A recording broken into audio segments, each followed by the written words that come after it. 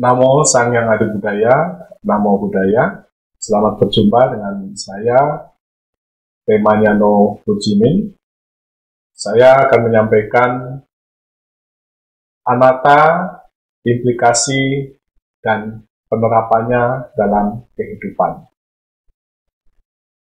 Anatta adalah konsep Buddhis yang sangat terkenal, yang bisa kita dapatkan di dalam Anattalakkhana Sutta, yang secara umum sering diartikan sebagai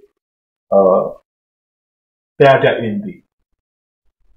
Ada 3 kalimat penting dalam Anattalakkhana Sutta. Pertama adalah Sabbe Sankara Anicca, Sabbe Sankara Dukkha, dan Sabbe Dhamma Anatta. Sabbe Dhamma Anatta secara umum pengertiannya adalah segala sesuatu atau segala entitas itu tanpa diri. Semua keberadaan di dunia ini adalah tiada inti, tanpa diri.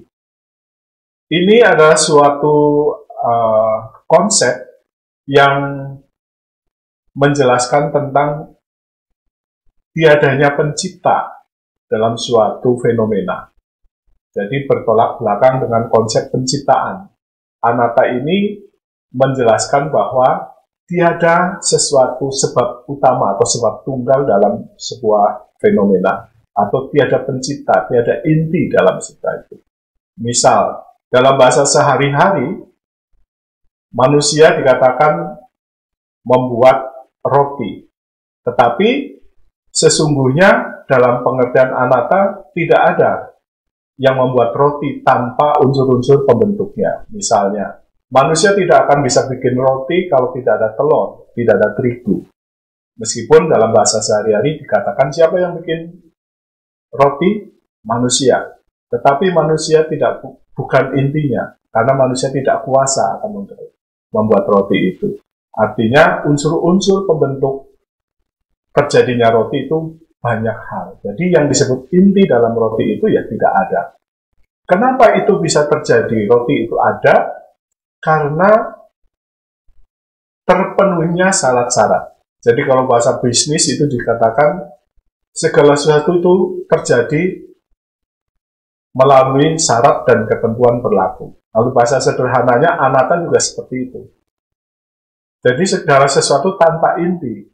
Terjadinya bagaimana kalau tanpa inti? Sesuai ketentuan syarat berlaku. Kalau syarat dan ketentuannya dipenuhi, maka terjadi. Tetapi di dalam unsur-unsur itu tidak ada intinya. Lalu implikasinya dalam kehidupan bagaimana? Pemahaman yang mendalam tentang anatta, pengertian yang jelas tentang anatta, kita menyadarkan kita untuk bahwa kita hidup itu kesaling bergantungan. Kita tidak bisa berdiri sendiri. Kita harus saling bahu-membahu satu dengan yang lain.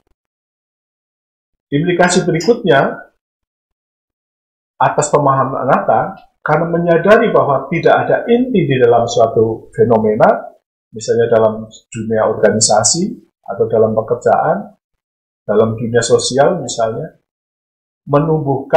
menuntut kita untuk tumbuh sifat rendah hati. Kenapa? Kita tidak bisa hidup tanpa orang lain. Artinya, konsep anatta ini juga konsep yang menyadarkan kita bahwa ketiadaan ego. Ego itu akan merusak sebuah fenomena untuk terjadi, tetapi sebaliknya, apa yang menyatukan adalah cinta. Jadi, faktor-faktor pembentuk sebuah fenomena, misalnya tadi, roti, bisa terjadi gimana? Karena ada pembentuknya, unsur-unsurnya, dan ada cinta di dalamnya. Dalam organisasi juga seperti itu. Jadi, konsep anatta sebenarnya adalah menguatkan pentingnya cinta dalam sebuah proses kejadian dan bahayanya ego di dalam sebuah proses fenomena atau kejadian itu. Jadi ego itu menghancurkan dan cinta itu adalah menyatukan. Jadi sesuatu terjadi itu salah satu unsur yang penting dalam sebuah fenomena adalah kehadiran cinta. Berumah tangga, meskipun secara umum seorang ayah disebut sebagai inti, tetapi kepala keluarga, tetapi seorang ayah juga tidak ada artinya tanpa ibu, tanpa anak. Di situ diperlukan adanya cinta untuk menyatu. Keluarga menjadi utuh, keluarga menjadi harmonis ketika masing-masing hadir dengan kekuatan cinta. Tetapi ke dalam keluarga, misalnya hadirnya dengan kekuatan ego, misalnya mentang-mentang, ya ego tadi, ya apa tadi muncul, ya sudah akan bubar.